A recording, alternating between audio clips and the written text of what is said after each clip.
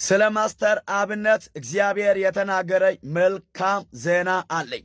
ኢትዮጵያዊ ኤርትራዊ፣ ኢትዮጵያ ውስጥም ከኢትዮጵያ ውጭ ሆናችሁ ስለ ማስተር አብነት እያለቀሳችሁ ያላችሁ ቅዱሳን እንኳን ደስ አላችሁ፣ እንኳን ደስ አለኝ። እግዚአብሔር ዛሬ የተናገረኝ አንድ ቃል ለእናንተ ማወጅ ፈልጋል። መዝሙረኛው ዳዊት ምዕራፍ 27 ላይ እንዲህ የሚለው ቃል አለ። እግዚአብሔር ብርሃኔና መድኃኒቴ ነው፣ የሚያስፈራኝ ማን ነው? እግዚአብሔር የሕይወቴ መታመኛዬ ነው፣ የሚያስደነግጠኝ ማን ነው ይላል። እግዚአብሔር እንደዚህ ብሎኝ አውጅ ለልጄ ብሎኛል፣ በሕይወት ይኖራል አለኝ።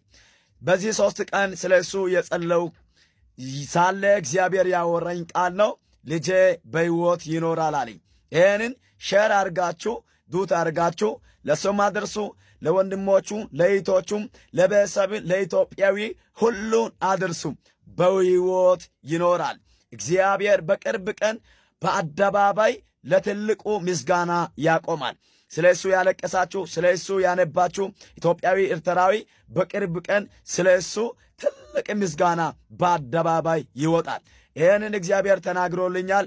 ማስተር አብነት በሕይወት ይኖራል፣ ስራውን ይቀጥላል። በሱ ምክንያት ምስጋና ይሆናል። እግዚአብሔር ይህን ተናግሮልኛል። ይህንን ሼር አድርጋችሁ ለ50 ሰው ለ100 ሰው አድርሱ። እግዚአብሔር ይባረክ። ስለ እሱ መልካም ዜና አሰምቶኛል። ተባረኩ።